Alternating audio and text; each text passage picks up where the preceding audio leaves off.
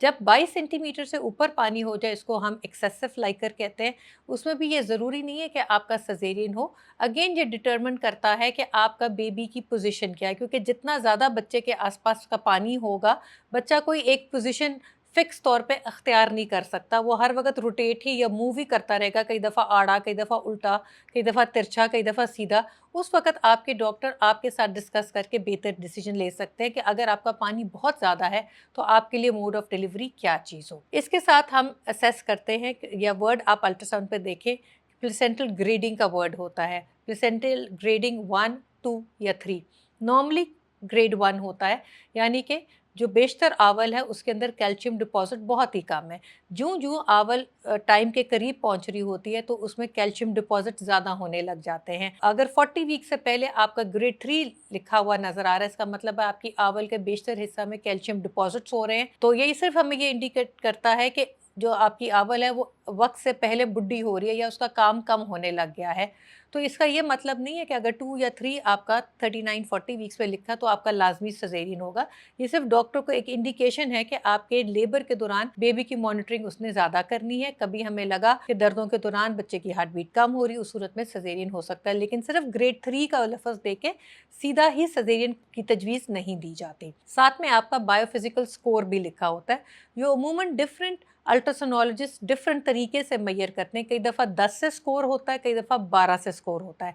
अगर आपका score 10 out of 10 है या 9 आउट ऑफ 10 है, या 12 में से आपका 11 आउट ऑफ 12 है या 12 आउट ऑफ 12 है, ये एक हेल्दी बेबी की निशानी है, तो इसमें कोई परेशानी की बात नहीं है। साथ में एम्बलाइकल आर्टरी डॉपलर भी हम कराते हैं, यानी कि ये डिटरमिन करना कि वक्त के करीब जब आपका पूरा टाइम पूरा हो रहा है तो आपकी आवल कितना काम कर रही है, आवल से बच्चे को खुराक या खून कितना जा रहा है। तो ये SD रेशो के तौर पे लिखा जाता है। अब नॉर्मली समझने की ये बात है कि जैसे प्रेगनेंसी ऑनगोइंग होती है, 28 हफ्ते के करीब ये जो SD रेशो है 3.5 तक होती है, और जूं जूं 40 हफ्ते के करीब आपकी प्रेगनेंसी की दौरानिया बढ़ रहा होता है, ये SD रेशो कम होते हुए 2.5 तक आ जाती है। अगर आपके लास्ट टर्म के ऊपर यानी कि 37, 38, 39, 40 वीक्स पे जो अल्ट्रासाउंड कराया जा रहा है उसमें SD रेशो 3 से ज़्यादा है, तो इसका मतलब है कि बच्चे को जाने वाली खुराक कम हो रही है।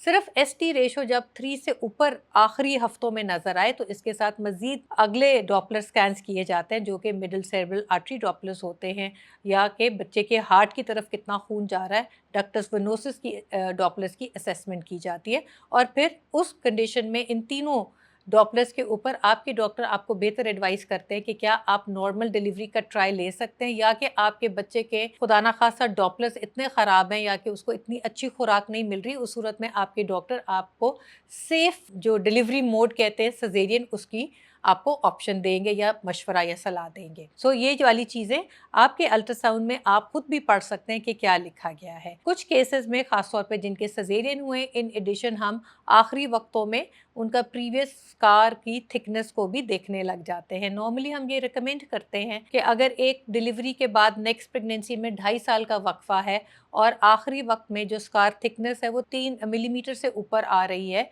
उस वक्त आप ट्रायल ऑफ नॉर्मल लेबर ले सकते हैं। पर उसमें मस्नूई किस्म की जो लेबर पेन्स तेज करने की दवाइयाँ होती हैं, जैसे ड्रिप्स में टीके लगाए जाते हैं, वो हम नहीं रिकमेंड करते, क्योंकि ऐसे करने से कई दफ़ा वो जो यूट्रस का स्कार है वो फटने का खदशा होता है। तो ट्रायल ऑफ लेबर ली जा सकती है अगर आपका 3 मिलीमीटर से स्कार की थिकनेस ज़्यादा आई है।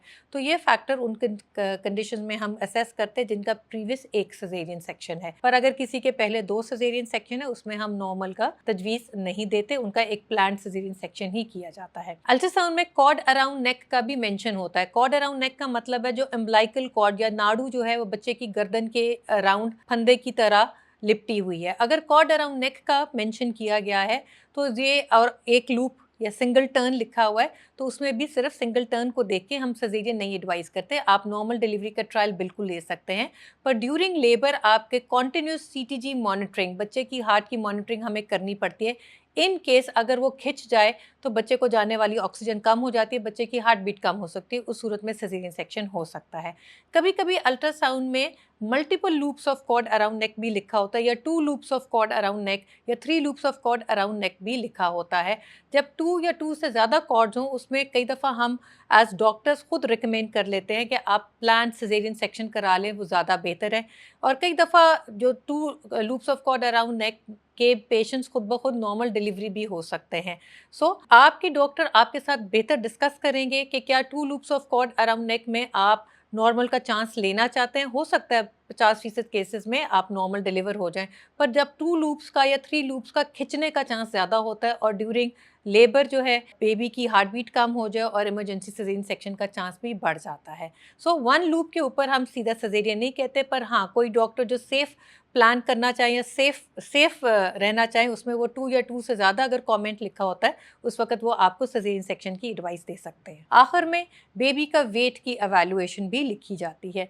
नॉर्मली एक एवरेज वेट हमारे जो जनरल पॉपुलेशन में 2.5 केजी से 3.6 केजी या 3.7 केजी तक होता है, पर कई केसेस में अगर आपका बेबी का वज़न ज़्यादा लिखा हुआ है 3.7 केजी से ज़्यादा, यानी कि 4 किलो या 4 किलो से भी ऊपर है, उस सूरत में भी हम कई दफ़ा सीधा सिजेरियन सेक्शन ही एडवाइस करते हैं, क्योंकि जितना हेल्दी बेबी होगा आपके नॉर्मल डिलीवरी में कॉम्प्लिकेशंस होने के चांसेस ज़्यादा है, माँ के विजाइनल टीयर्स और इंजरीज होने के चांसेस ज़्यादा हैं। और कई दफ़ा बच्चे का सर तो डिलीवर हो जाता है, पर बच्चे का कंधे फंस जाते हैं, जिसको हम शोल्डर डिस्टोशिया कहते हैं। और कई दफ़ा उस तरह डिलीवर करते वक्त कई दफ़ा बेबी की जो नेक की नर्व्स हैं वो भी डैमेज हो जाती हैं। अगर आपके अल्ट्रासाउंड पे ये एस्टिमेट किया गया है कि आपका बेबी का वेट काफ़ी ज़्यादा है, 4 किलो या 4 किलो से ज़्यादा है, उस वक्त भी आपके डॉक्टर आपको सिजेरियन सेक्शन की तजवीज़ देते हैं। ये फैक्टर्स आपने अपने अल्ट्रासाउंड पे देखने हैं, जिससे डॉक्टर असेसमेंट या आइडिया लगा सकते हैं कि आपको नॉर्मल डिलीवरी के ट्रायल के लिए आपको छोड़ा जाए या नहीं। अब ट्रायल आगे कामयाब हो या नहीं कामयाब हो, वो एक अलग चीज़ है, क्योंकि ट्रायल में भी मुख्तलिफ फैक्टर्स वाज़े हो सकते हैं, जिसमें हमें इमरजेंसी सिजेरियन सेक्शन कराना पड़ सकता है। मैं उम्मीद करती हूँ कि आप अपनी अल्ट्रासाउंड देख के बहुत सारी जो आपके कन्फ्यूजन्स थे वो क्लियर हो गए कि आप अल्ट्रासाउंड में क्या चीज़ों या क्या फैक्टर्स को हम देखते हैं, और आप खुद भी अपना अल्ट्रासाउंड पढ़ सकते हैं और समझ सकते हैं। अपना बहुत सारा ख्याल रखें, खुश रहें, अल्लाह हाफिज़।